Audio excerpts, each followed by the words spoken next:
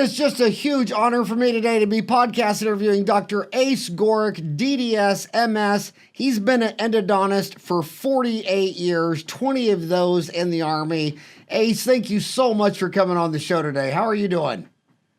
I'm doing great, Howard. I just appreciate your invitation. Thank you. Well, I not invite you in. I mean, God, just read your LinkedIn bio.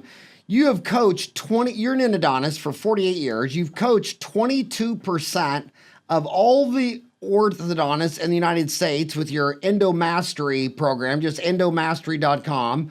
You've written 2 books on Amazon. One is for Dr. Ace's Financial Freedom Blueprint, 7 Secrets of Creating Personal and Financial Freedom. And then that was 20 months ago. Yeah, and then you just came out with the Dentist 2019 Guide to Creating Personal and Financial Freedom. But unfortunately today we're doing a podcast and old guys like you and me are on desktop and all that. It's these millennials, these kids that are on these podcasts, and they're just walked out of school $289,000 in debt. They're 25 years old, and you're talking about creating personal and financial freedom. She's looking at it like, are you out of your mind? I'm buried up to my eyebrows with debt. What advice would you give a 25-year-old dental graduate, $289,000 in debt, who then goes out and buys a practice for $750,000? Now she's $1 million in debt, and you're talking about creating personal and financial freedom when she's thinking about the only way she could get personal and financial freedom is to abandon the United States and fly to some other country and change her name and never pay off her student loans. So how does she do it starting at age 25 with all that student loan debt? Well, I wish them luck. No, actually, no. It really, I mean, once you figure out the system, and it pretty much goes like this: you have to understand that the reason you're going to be in debt for so long is because the interest rate you're paying on that debt is like 7 to 8%, and that loan is costing you every time you put in. You pay $2,200 a month for the loan. $2,500 goes to principal, and basically $23,000 goes to interest you'll never see. And so the key is to live like a student for the next 5 years, and find a job that you can really be profitable in. Now, initially, you probably won't be able to own a practice because the banks aren't going to lend you money. If you could own a practice, I'd buy a fairly inexpensive practice. Or I work for someone for a couple of years, and I would find someone who actually knows how to be efficient in dentistry. And the way I'd find that out, I'd ask the local dental society person that runs the dental society. I'd talk to supply people. I'd go to labs and ask who's the best dentist out there. And if they were looking for an associate, I'd sure work for them. And I'd learn to be efficient over these next few years. I wouldn't buy a house, and basically I'd live like a student for the next 5 years until your school debt's paid off. And because once that happens, and basically in my book, I describe step by step how to do all that sort of stuff, and actually where to find the extra money. Yeah, it's called delayed gratification. You live like no man for a decade, and then you prosper like no man has for 20, 30 years. You the master of profitability in endodontist office. I mean, my gosh, 1 in every 5 endodontists has listened to you or whatever. What strategies do you think increase a dental practice profitability? Well, it's real simple. The first thing you need to do is learn to be efficient at what you do, and also learn how to schedule patients. And for the new doctors out there that have not really done that, I would listen to different people out there. I mean, I grab your book, Uncomplicated Business, grab my book. It tells you different procedures that you can do to double your net profit. Some of those procedures is to learn how to do same-day service. And some of the deal is to learn how to present dentistry better, where in our case, or I would say, learn how to teach your hygienist to present dentistry better so that you can do more cases profitable. But I would learn from someone, and one way I would recommend is to find a good coach. If you have a practice, you open a practice, then I would find someone out there to coach. And you've had quite a few coaches, haven't you, Howard? In my office, Yes. absolutely. I had Sally McKenzie about an hour after I graduated. I've had Sandy Pardue. I've had so many, and I never had a single one where they left. I thought, well, that was a waste of time. I always learned something, and whatever a dollar I gave them, I got that dollar back that calendar year. I mean, it was just and it fires up the team, and some of it's held against you. Like, I've had staff for 20, 30 years, and they're still telling me, well, that's not what Sally McKenzie said. That's not what Sandy Pardue said. That's not what, and I'm like, all right. But yeah, I always tell people, get your house in order, and they always think they're gonna fix their ailing restaurant by adding some new menu item. And it's like, my God, you're not even making money on a hamburger, fry, and a Coke, and McDonald's can, and you got to add steak and eggs. I mean, it's just they just they got to get their house in order. They got to understand their business. What is it do you think they don't understand about business? Well, about pretty much everything. I mean, like you said, I had to learn how to use my QuickBooks and Quicken. I had to understand the numbers.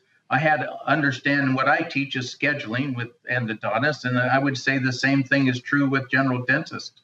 I would find ways to bring in, like I said, bring in someone that could set up a schedule for you, maybe set up a bonus system with your team.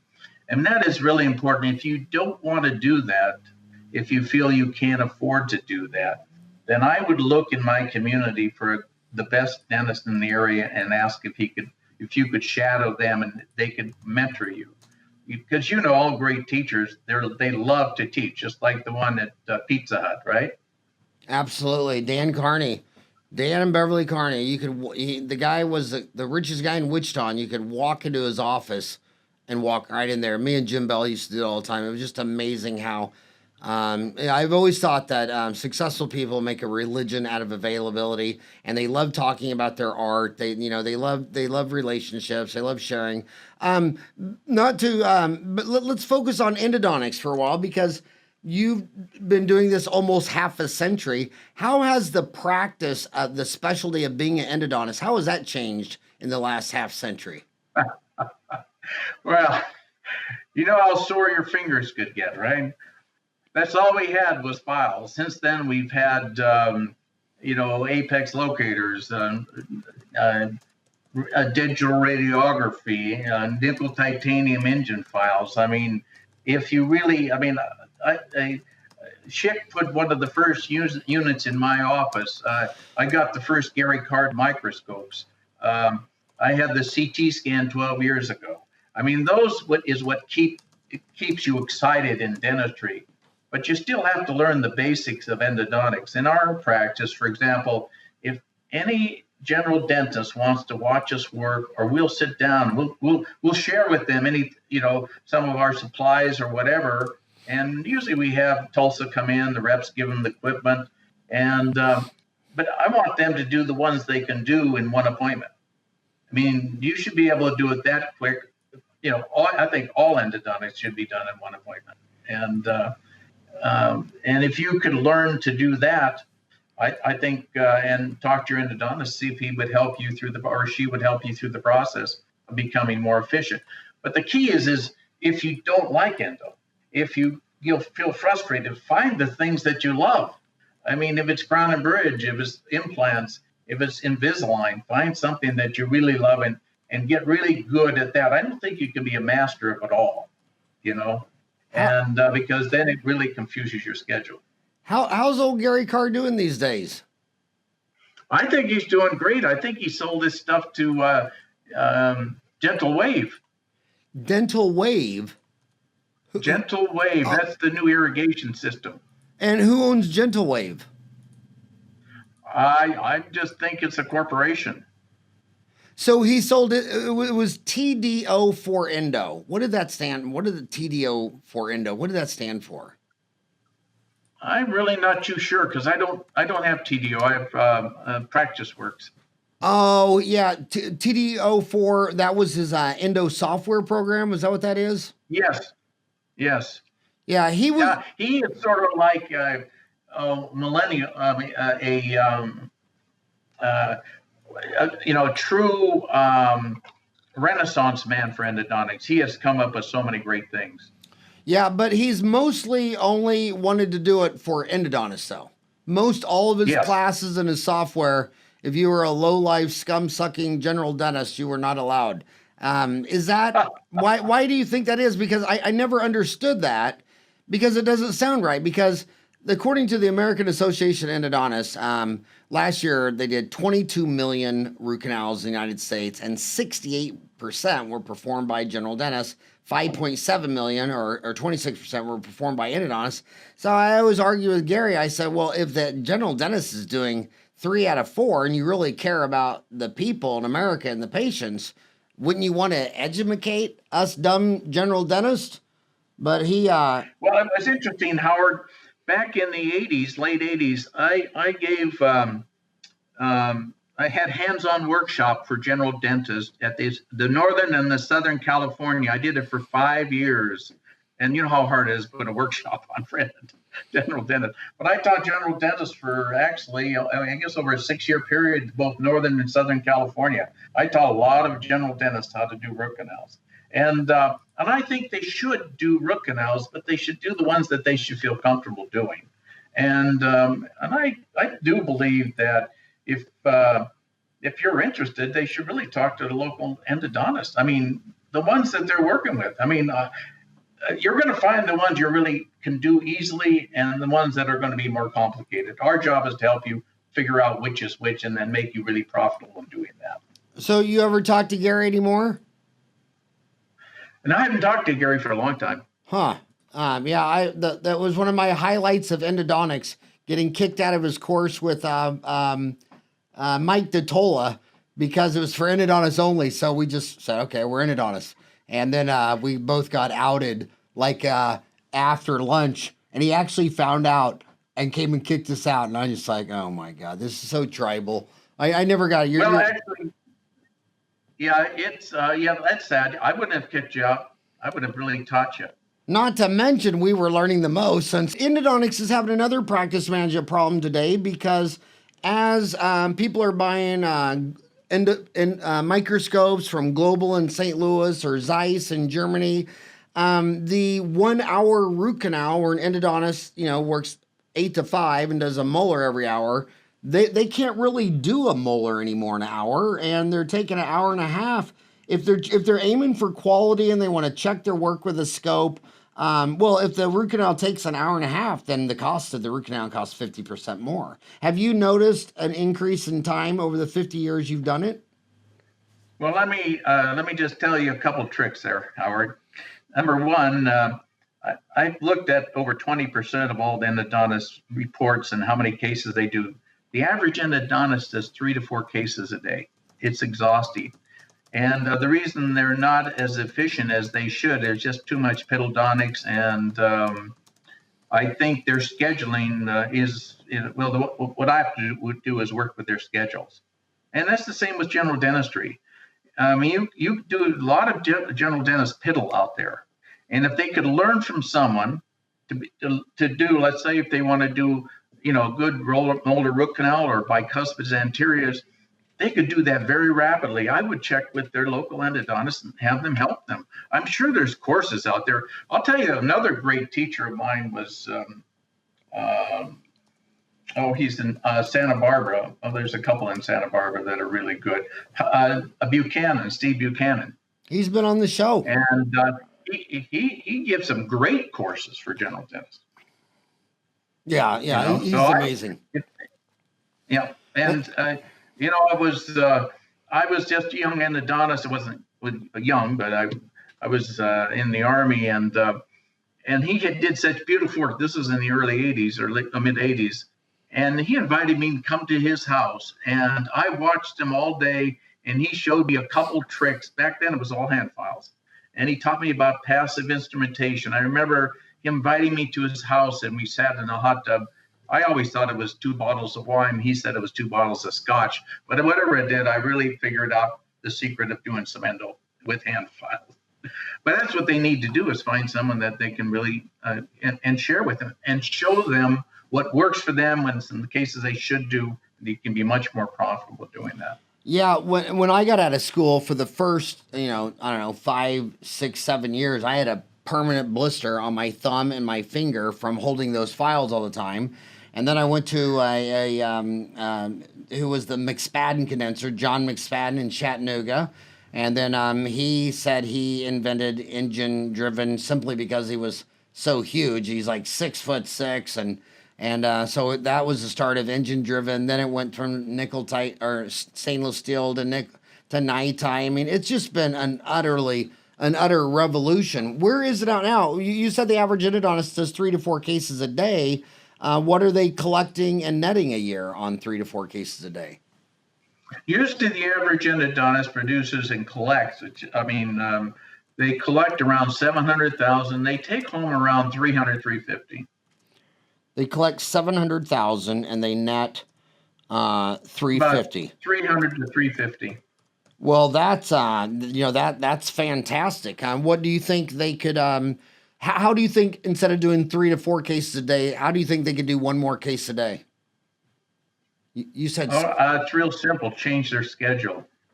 And what software would you recommend? Is that they have too many emergencies off to the side, and they go to one case, and then they come back to the other, and they don't complete any cases.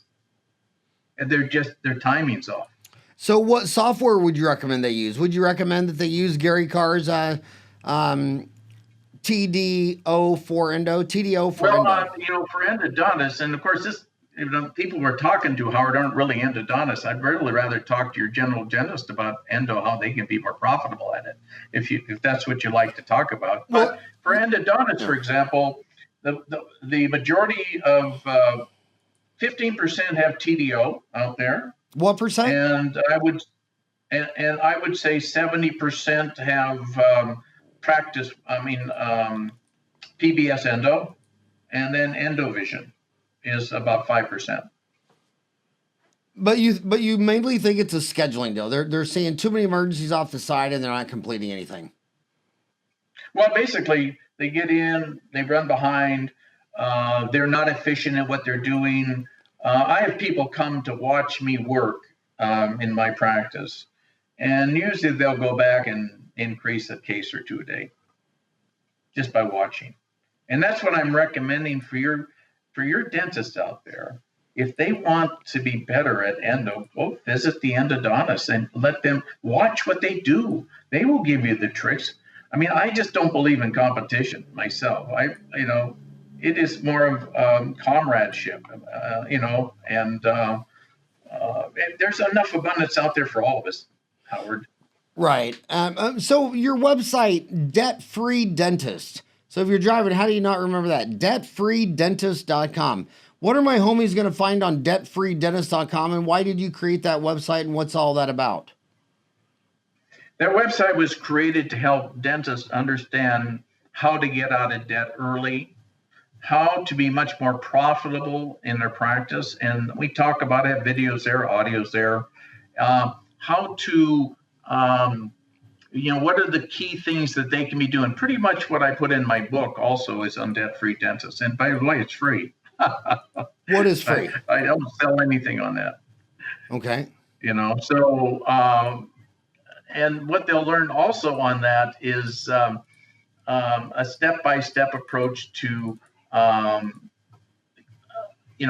do you get out of debt as quickly as possible? That's the main thing for that deal. Let me tell you a story, Howard. I had a 70-year-old guy come in, and I thought at that time he was pretty old, but he looked like he was 40. He'd been in practice for, probably close to 50 years. And I was doing a root canal. I do root canals on all dentists and their family and all. I do free root canals on all team members. But he came in and he said, "God, you look great." And he looked like he was in his 40s. I said, "What'd you do?" He said, "Well, when I first got out in the 50s, we all worked 5 days a week. There was tons of K, no fluoride or any of that stuff." And so he said, one of my friends says I could change my schedule and I could work 4 days a week and just do as much cases. And I did that. Now, we weren't big spenders. And so, I pretty much paid everything off. Within 10 years, I was debt free. Once I was debt free, I went to 3 days a week. And I took 2 weeks off, then 3 weeks. And eventually I took off, 10, 12 weeks a year. And he practiced until he was 82. I did the last root canal on when he was 92. And he looked great. And he said, and so when I heard that, because I just started my practice, that's when I decided to work 3 days a week, pay off all debt. And when you do that, I mean, dentistry can be incredible. I mean, I have a schedule that I go in. I love my patients every day. I mean, what the hell? I mean, how blessed are we? You've been there. I mean, the relationships we have with these patients, the relationships we have with our team, it cannot get any better than this. So the idea of retiring in practice, which means, work 3 days a week. Bill Blatchford, you've had him on your program before, another one I admire. I mean, he takes off all August, and he only works 3 days a week. This is possible for everyone out there, and the thing that holds them back is debt. Figure it out. If you just did one more root canal a day, or you did one more crown a day, you would have an extra $200,000 to pay off your debt. How fast could you pay it off? And then you're free. And that's the message in the book. They figured that out. They've got it made. But there's something inherently, there's a natural selection. You can't say dentists, physicians, and lawyers are just normal people, because they got accepted into a post-grad program that's very hard. And it seems to attract people who have big egos that live above their means. I mean, I look at their life. They don't do anything. Not one area is normal. They don't go camping on vacations. They fly to Hawaii. They don't have a 3-bedroom, 2-bed house. They have a 5,000 square foot home. They can't drive a Toyota Camry. It's got to be a Lexus or a Benz or a Beamer. I hate it. It just makes me want to throw up when I hear doctors' wives say, well, I don't do chain restaurants. It's like, well, what are you, a queen? I mean, you have nothing on your resume. I could fill out your resume on the back of a book of matches, and yet you're too good for all the chain restaurants. You can only go to, and their wedding ring is 3 carat instead of a 1/4 carat. I mean, they instead of having 2 kids, they have 3, 4, 5, 6.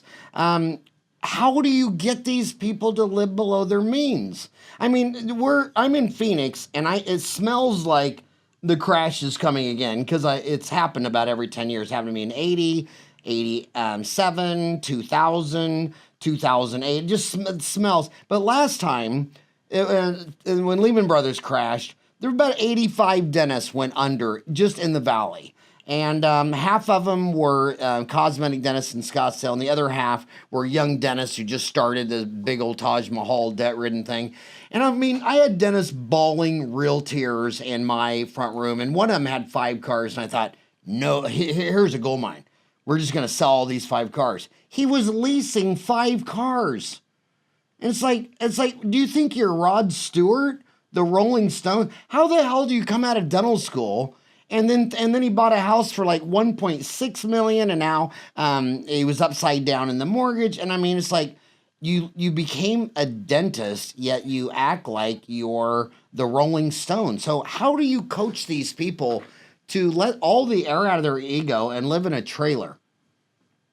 Well, actually, those people are idiots. We know that. Okay.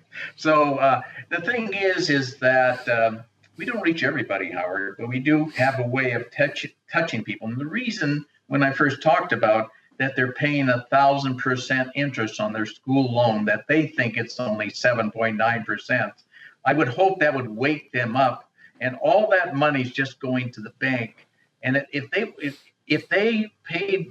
just paid $6,000 instead of $2,000 a month and live like a student, $300,000 we paid off in 5 years, and they have their deal way. They need a game plan. That's why I wrote the book.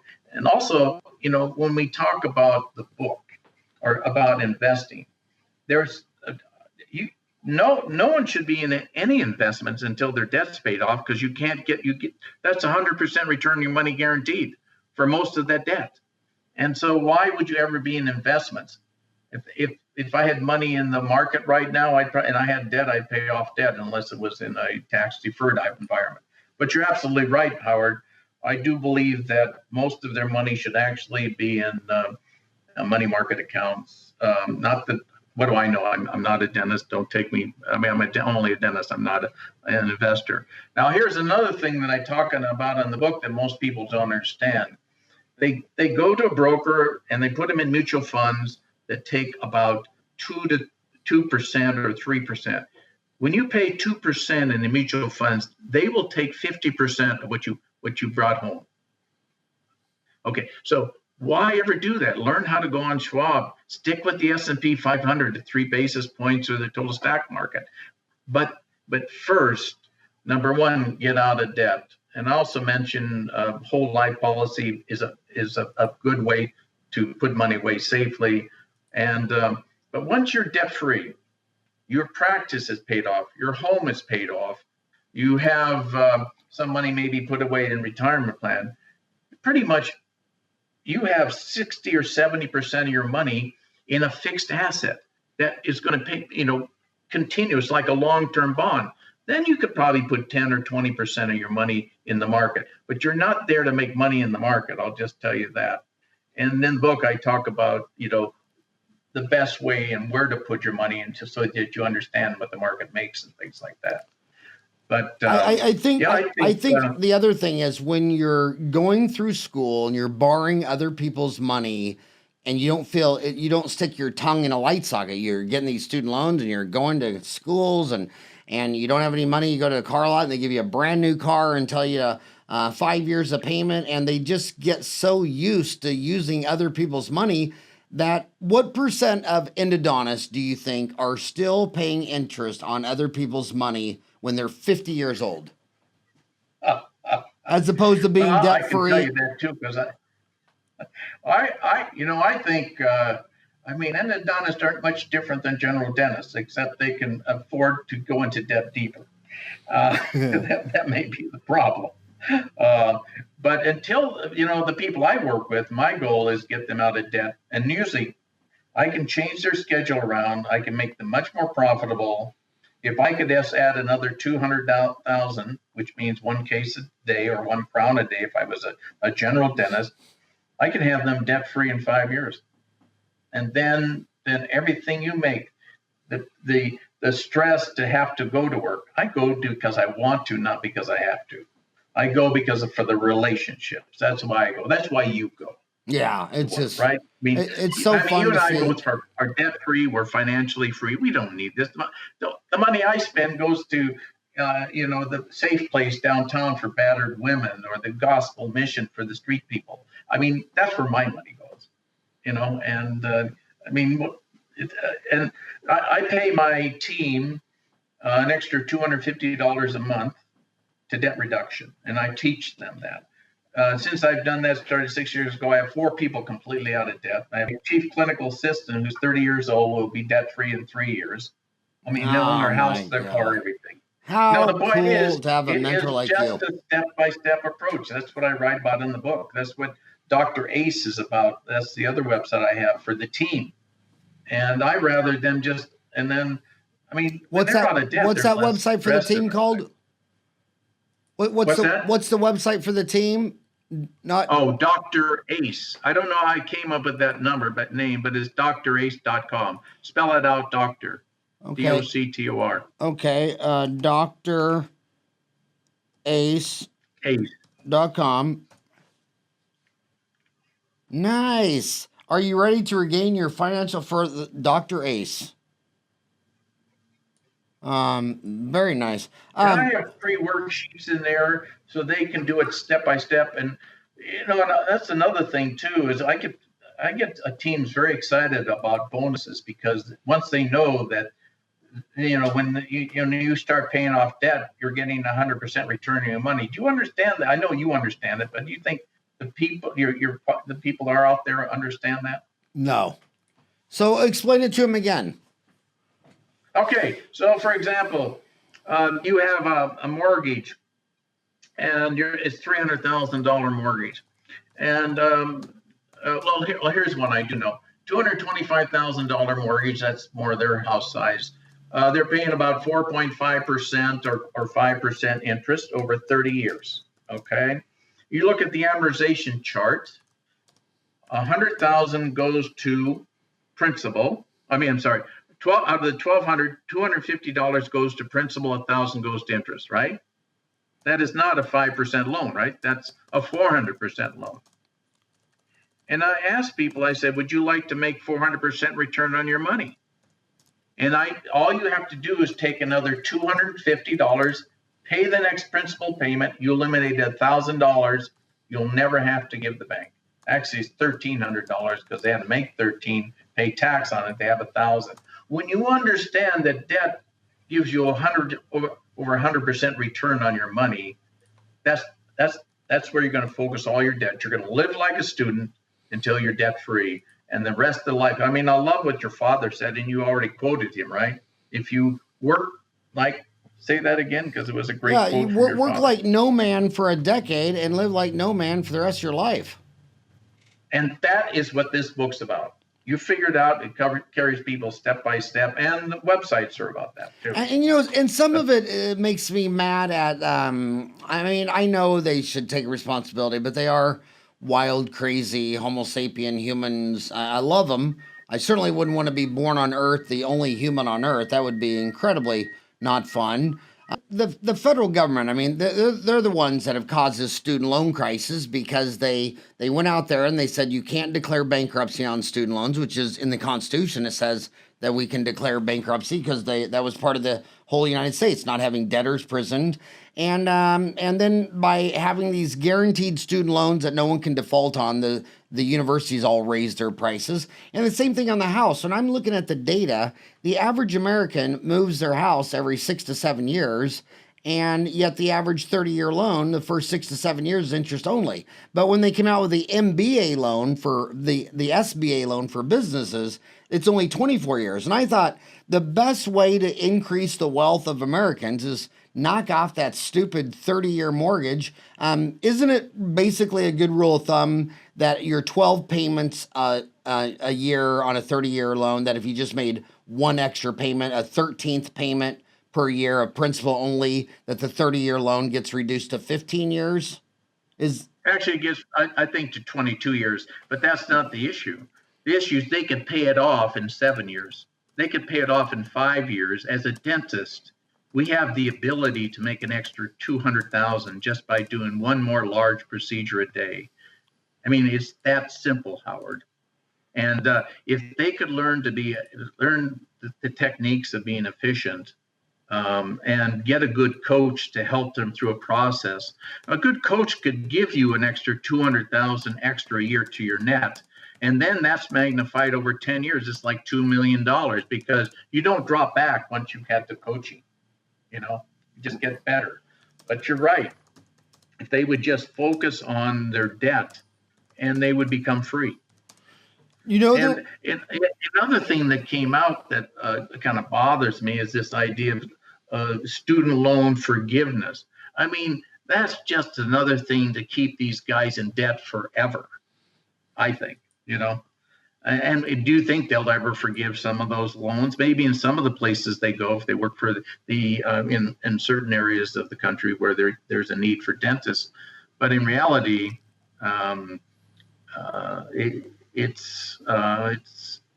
they should just learn how to pay off the debt. It's not that hard because we know how to make money in dentistry. Well, it's also very hard for them because a lot of them married. If you look at anthropology around the world, women marry up, men marry down. I mean, men are basically going on the market saying, "Look, I'm a dentist, lawyer, physician." So then he gets some hottie that who just the trade is, I'm never going to work, and I'm going to drive a Beamer, and I'm going to eat out and have my nails done. And then that same crazy, insane conservative dentist is telling me how the government should cut entitlements and all this stuff. I'm like, dude, you can't even get your own wife, Muffy, to cut her monthly spending, but the president's supposed to do it for a land with 1/3 of a billion people. What percent of these dentists do you think can't have an honest conversation about spending with their wife? Because that was the trade that got him married in the first place. Rich dentist marries hot girl. Let me put that in perspective, Howard. Half of the dentists are female. And by the way, they have the same issue. They have the same issue. I've worked with female dentists that have husbands that just, they're the spenders. They're the ones that take advantage. It's the same thing out there. But you're right. But someone has to take charge. And how important is your freedom? This is all about freedom. You knew when you paid off that last debt, how did you feel?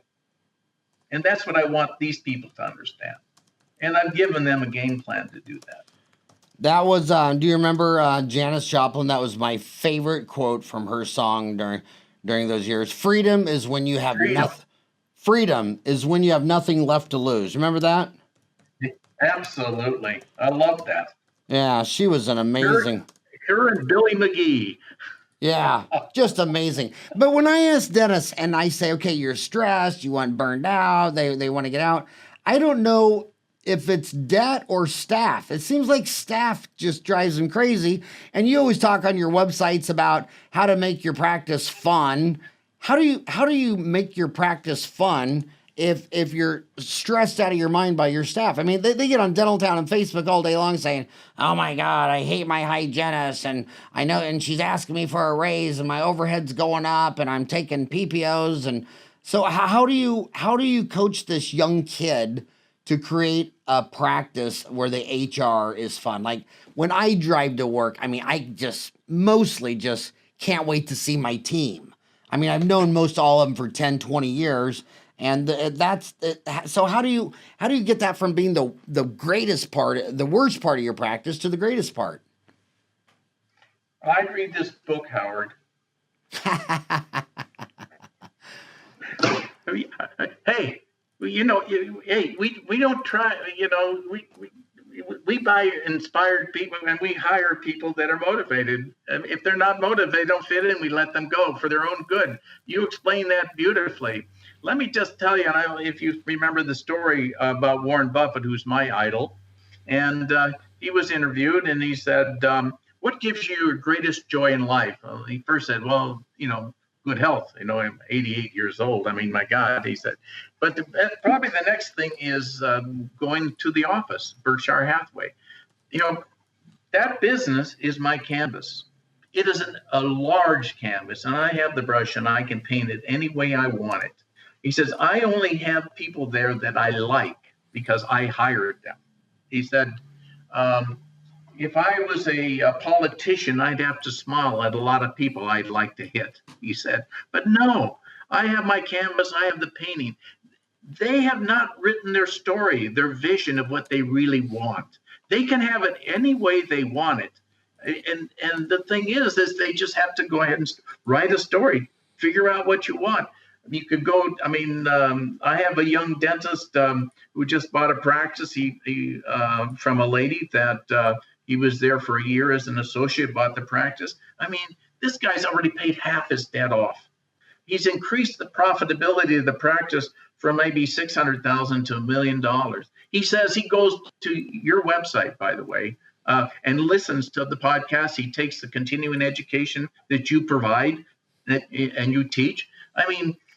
Get educated on this. There are great teachers out there. Get a coach. Apparently he's your coach. I said he needs another coach. He could move to a different level if someone came in the practice, because you can't, you can learn as much as you can by going to podcasts and webinars and even meetings. But until you have someone come in your office and evaluate exactly that lady's got to go, or this is one area you're forgetting to do, you do this. I can double a person's net in endodontics in a year. Now, and I've actually tripled it. What about general dentists? When you're doing in-office consulting, is it only endodontists, or do you do general practice too?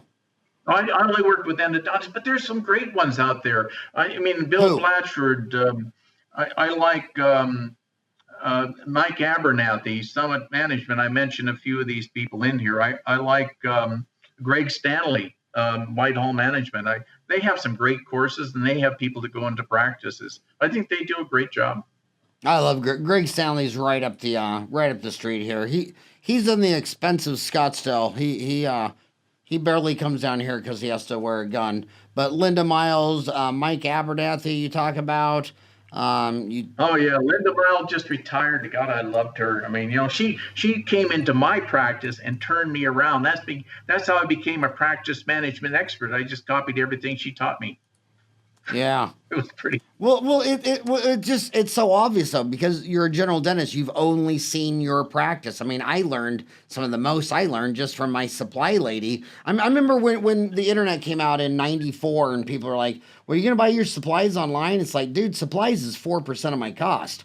I don't want to lose my relationship with this lady from the outside world who sees several practices a day. I live in my cave, my little bat cave, and she sees all these practices. So when you talk to a consultant that's been in 100 offices, you barely know your office. She's seen 100. It's like when you don't read books, you only live your life. But when you read the autobiography of someone, you live their life too.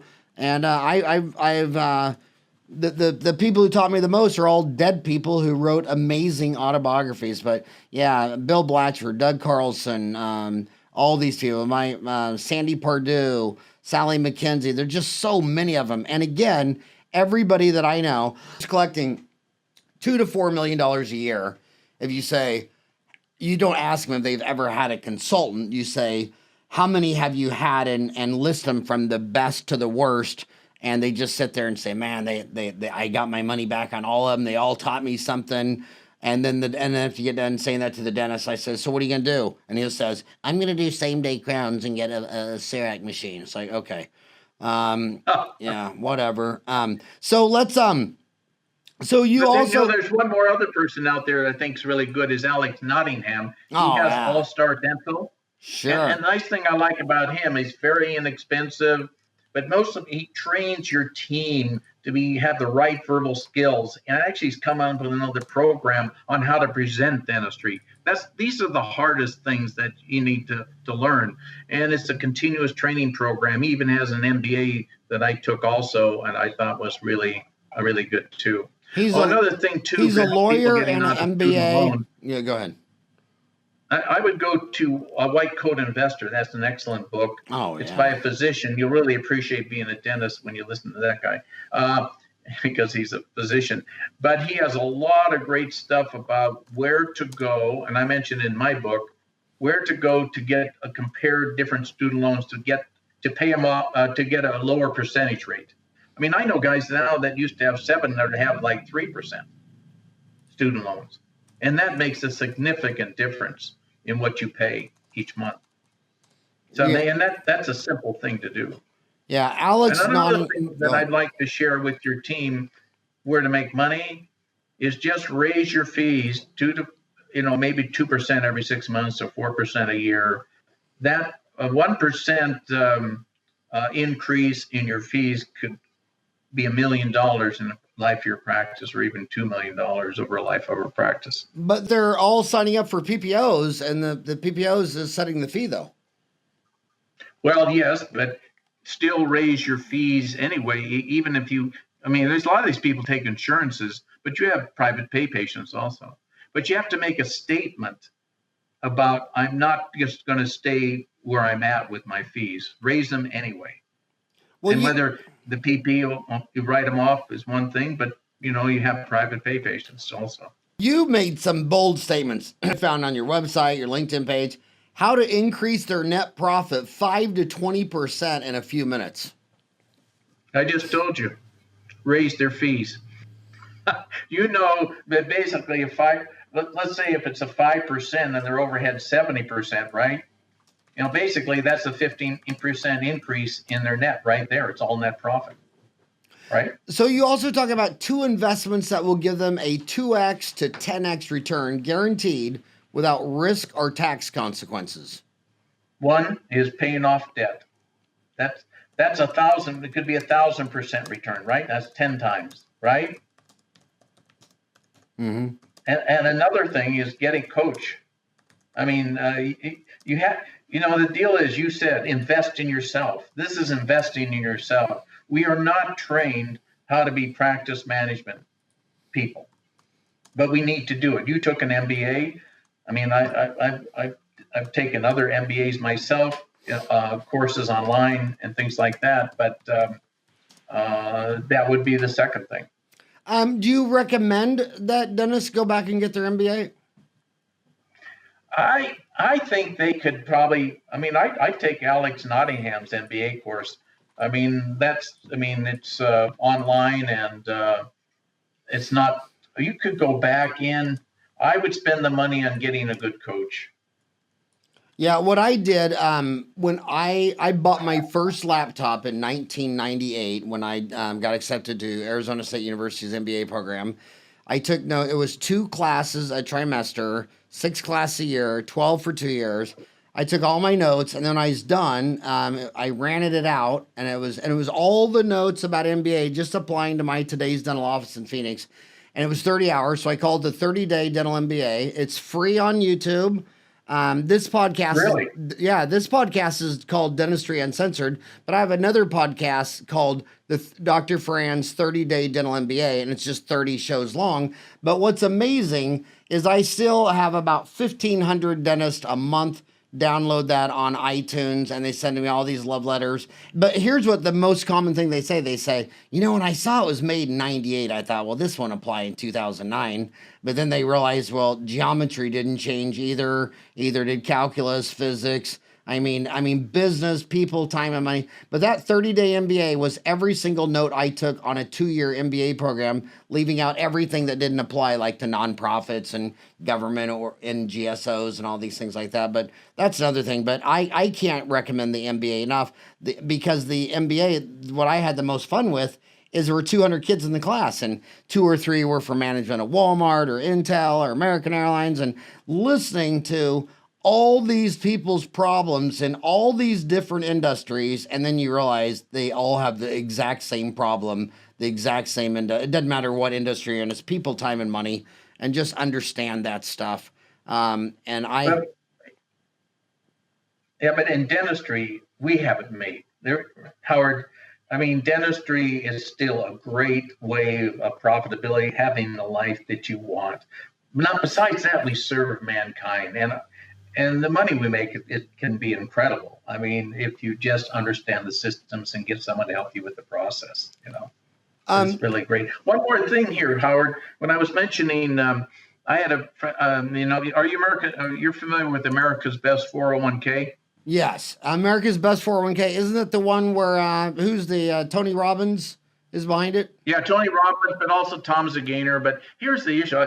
I've been with my people I coach. I recommend that they at least do the comparison, because a few percent, like here's one. I mean, basically it's like 0.5% for America's Best, and these other ones could be 2 or 3 or 4%. Okay, and so I had one guy in the story in the book.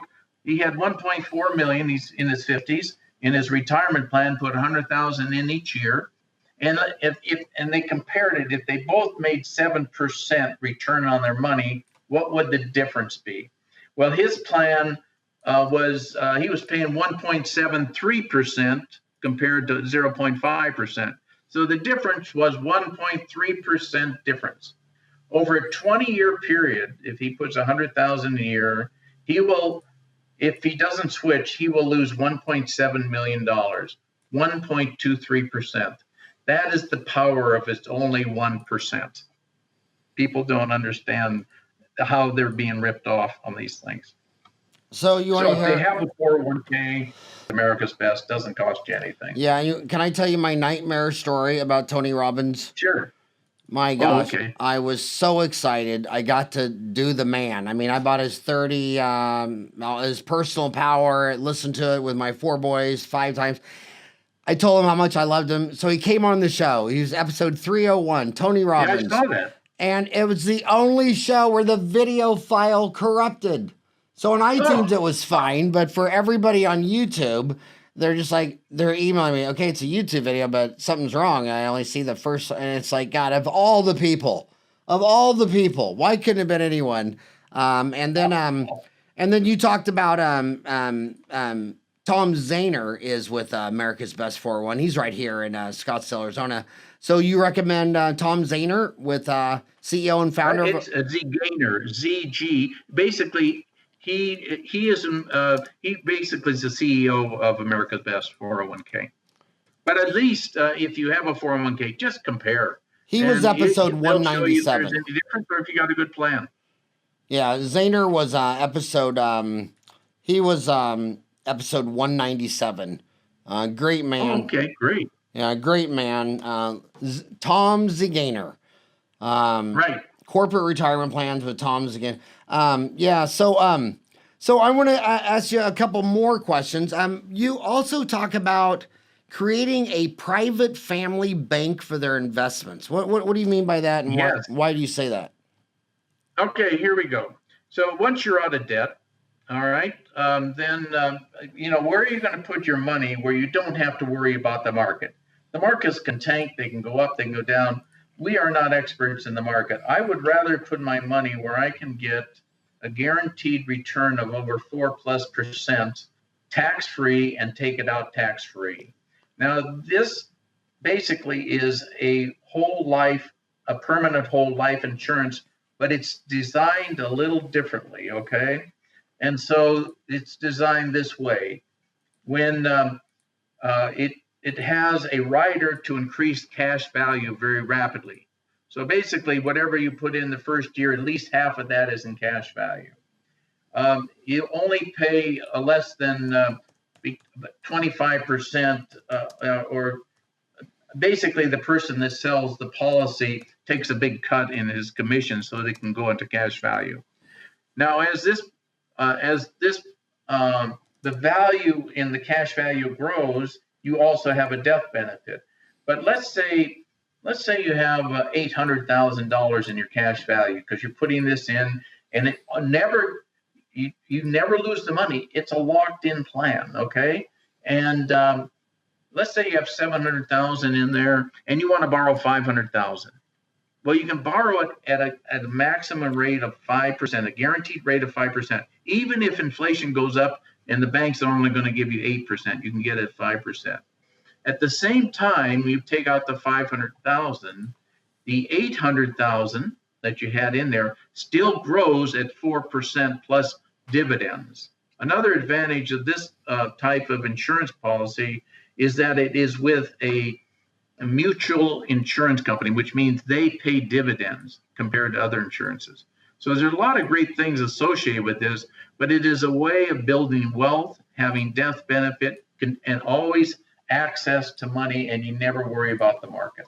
That's the big deal with this. And it grows tax deferred, and you can take it out tax free, and there's no government controlling it. Well, you just said government, so you just walked into a Pandora's box. What do you think? Some of these young kids, it's amazing. They're stressed. They're at a dental school, but they're also stressed about a U.S. government that's $21 trillion in debt, and just no matter what party you vote for, they just add another trillion every year. Does that concern you, someone who's fixated with getting out of debt?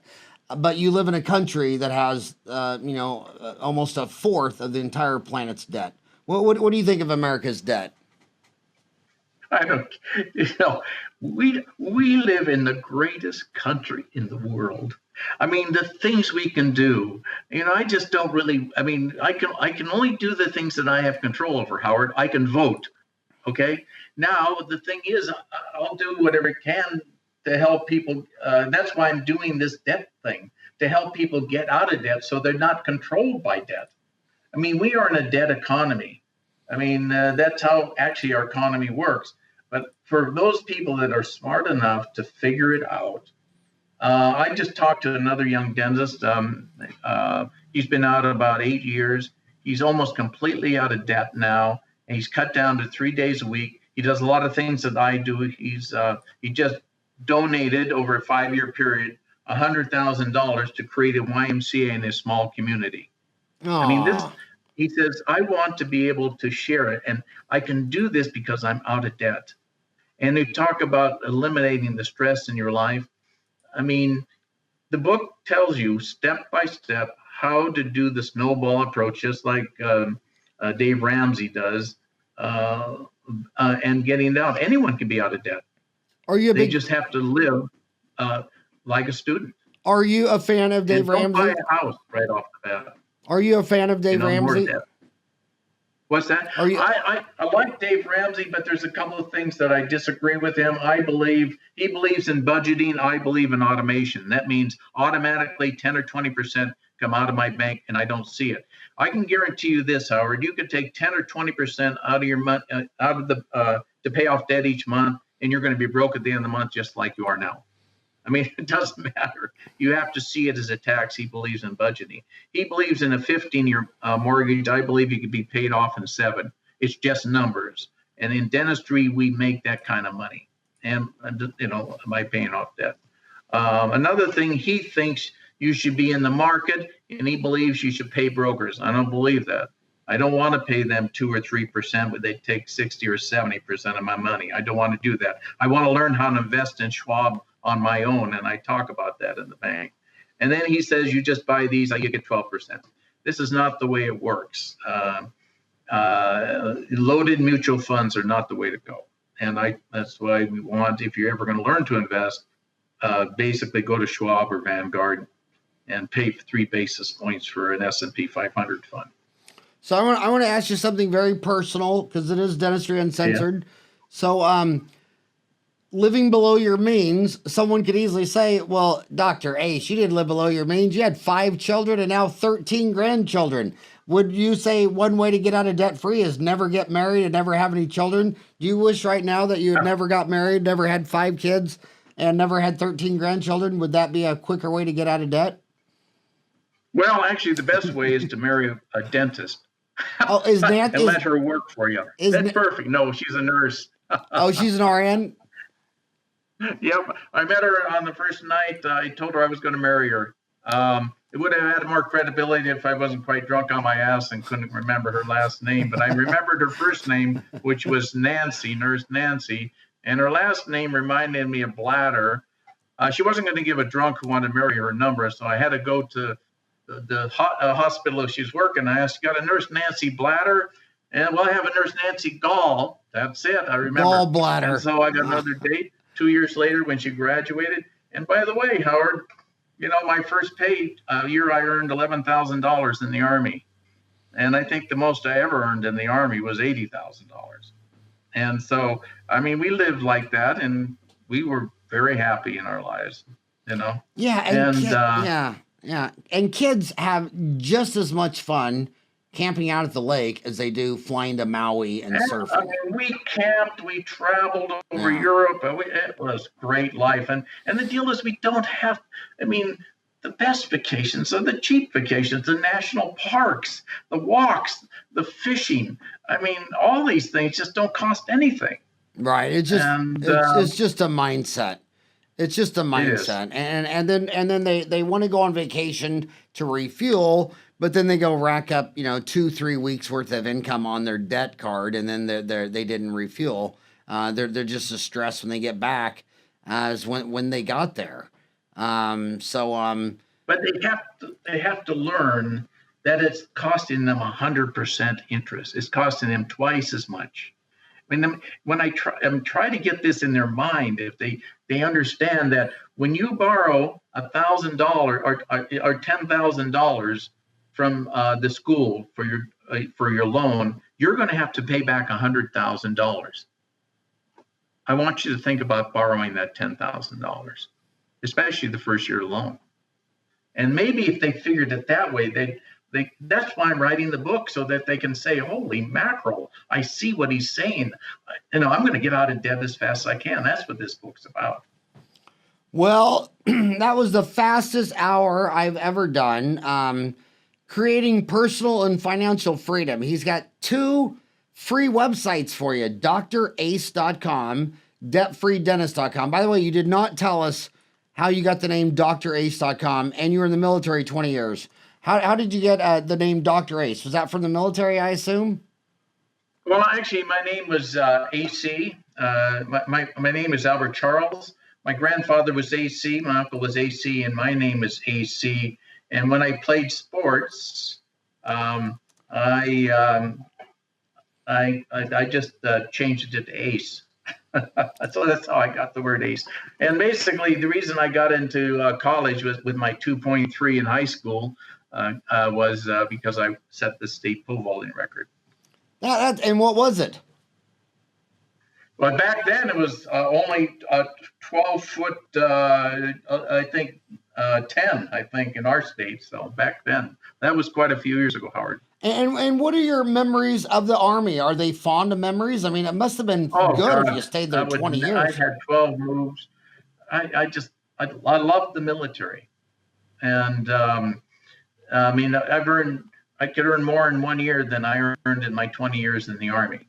But I would never have changed anything from it. I mean, to be able to connect with people, to that camaraderie. Yes, sometimes we work 7 days a week, but it was you serving your country. I loved it. And Now, I had lunch the other day with a dentist, and he's only leaving the Army after 20 years because they want to move him again. And he's got 2 kids in high school, and they just told him, I'm finishing high school here. Was it hard on your 5 kids moving around all that time, or were they too young, or what? Actually, my kids can talk to anybody. I mean, you learn to connect with other people really well, and they've all done well. My son's an endodontist with me. My daughter was, accountant, and one's a nurse. And so we have. They're all just, it's just been great, and they thought that was a real plus, actually being in the military. Well, I have one friend. I have 2 friends where their dad was a very violent, abusive drunk. So one dentist has never had a sip of alcohol because he doesn't want to be like his dad. The other one is a drunk like his dad and blames it on his dad. So I'm like, okay, here's 2 identical situations where you could learn from your dad what not to do, or blame it on your dad and follow him. So on that moving around in the military, the positive attitude, I'll never forget having lunch with Tim and Eric Crown here in Phoenix. They're the founders of Insight. I think they're like the second largest purchaser of Microsoft software. Insight's just huge. And they're from Iowa. And I said to Tim, I said, okay, you and Eric, you're just 2 boys from Iowa. How the hell did you come up with this idea and build one of the greatest companies? And it's only a couple miles from my office. You can see it from I-10, and I got a gazillion patients from him over the years. And he said, well, we were military brats, and we would move from base to base, and we would lay in bed at night and think, well, why is this country so poor? I mean, all the people are the same. They got the rivers, the creek, and by moving around every year and a half, they completely figured out economics. And then when they walked out of college, they said, okay, we understand economics. And that's, I thought that was so damn profound, because some kids complain that they're going to get stationed in another country for 2 or 3 years, then move to another country. And here's Tim and Eric Crown that built a Fortune 500 company just by living through the differences between undeveloped countries and more developed countries. Yes. I mean, but it still goes down. I mean, you understand the power of gratitude, right? How blessed we are every day. I mean, I think we have to each day think about what we're grateful for. I mean, just to go outside, and life is so precious. I mean, even though we had a 1.5 snow, I thought, this is great. I mean, we haven't had snow for a long time. But then when the sun came out, contrast is the essence of vision. When it's raining here, I'm thinking it's snowing in the mountain. And when we have sunny days, I just appreciate the sun so much more, But it is the attitude of gratitude. And if we would just be grateful for the things we have, we'd be a lot happier. Instead, another thing I'd recommend is stop listening to the news. You'll be a lot happier. Yeah, and here's a deal that I've done with my friends. I tell my friends, look, when you talk about politics, you get loud and you get agitated, and I don't like you. But when you talk about sports, or you talk about your kids, or you talk about dentistry, I love you. And it's like, I just don't like to talk about religion and politics and sex and violence, not because the issues are too complex or emotional, just that your friends or family can just turn into weird, violent, negative animal monsters. Exactly. And it's like, I don't... it's like I don't want to pet my dog when 5 coyotes are staring at him. You know what I mean? That's just not a. So yeah. That's why I hate talking about politics, sex, religion, violence, just because it doesn't appear that anyone's having a good time. we have the choice. I mean, we don't have to listen to any of that, and we can be totally at peace with all of this stuff. And I vote, and I try to make my vote count. And probably in the state of Washington, it doesn't count too much for what it is, but it is what it is. So yeah, I don't really worry about too much of that stuff. I worry about the things I can change. This book is one thing that I put out. I think I can change the lives of dentists with this book. Well, I have to ask you, since you are from the great state of Washington, right now the Washington State Dental Association is suing Delta Dental of Washington, and we did a podcast on that. And thank you. And what are your thoughts on that lawsuit? And because you have a 50-year reference frame on this. I mean, that's about how old Delta is. So what is your thoughts on that lawsuit? Or well, Washington Dental Association, Washington WDS, the Delta program. It was a great program. I mean, we used to pay our fees. We'd raise our fees every 6 months or whatever, and we could raise them, and that was great. We had dentists on the board. And then we forgot one of the most important things is we need to be involved in politics. I mean, I give $10,000, $20,000 to my PAC. I mean, we have to be able to address through politics. And I think I recommend all these young dentists be involved in the politics, whether it's in your local dental society or, supporting the people that want to support dentistry in your state. And so what happened was that then a new guy came in, a new CEO. He raised his what he took home, I think, from 200,000 to 1.4 million. And then he felt that the dentists should take a 15% cut on their fees. Well, everyone was with Washington Dental, and they have not raised our fees in the past 8 years, and we've been trying to do something about it. I think this is an attempt to at least get some control back over Washington Dental. I mean, we've kind of sold our lives to Washington Dental. Everyone has it because it was one of the biggest ones that we all supported. And then it just turned into the devil, And so we're doing the best we can to, break that monopoly that they have.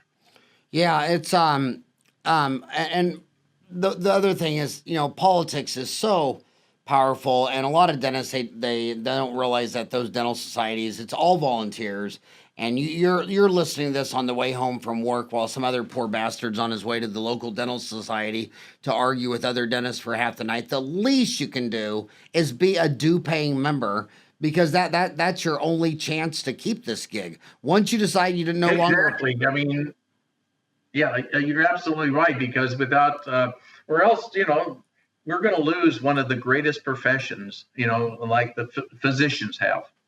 I mean, a general practitioner, physician. I mean, I don't even think they make as much as the nurses anymore. But they work twice as hard, and people die on them. I mean, we've got a great profession, and politics. We have to play the game in our politics too, Well, Dr. Ace, you're a mentor of mine. You had 5 kids. I only had 4. My 4 boys only made 5 grandchildren. Yours made 13. You've beat me in every category known to man. It was just I called you. You did not call me. Big fan. Thank you so much for all you've done for dentistry, for endodontics. Thank you so much for coming on the show today. Oh, thank you, Howard. I'm a big fan of yours, and I'd recommend that they get your book, Uncomplicated Business, because it is a great book to read. And if they have time, look at mine. All right, and his book is The Dentist 2019 Guide to Creating Personal and Financial Freedom by Dr. Albert Ace Gehrig. It's on Amazon. Gehrig is Goerig. Gehrig, R-I-G. Thanks, Ace, for coming on the show. Thank you.